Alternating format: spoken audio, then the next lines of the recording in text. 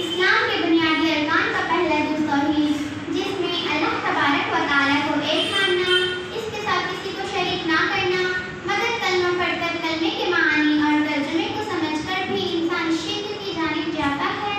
اس کی وجہ کیا ہو سکتی ہے؟ اشمیرہ آپ بتائیں۔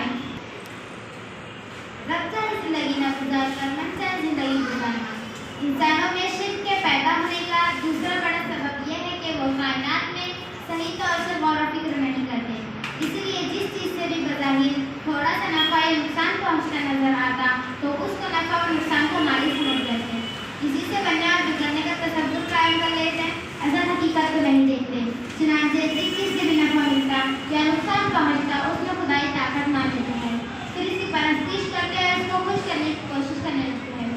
ہمیں اپنے دلوں میں شرک کی لعنت سے پاک کرنے کے لیے حقیقت پسندی کا اختیار کرنا ہوگا، جس کے لیے سب سے پہلے غور و فکر، تفکر اور تدبر سے کام لینا۔ کوئی بھی بات سامنے آئے، قرآن ہمیں لفظ غور و فکر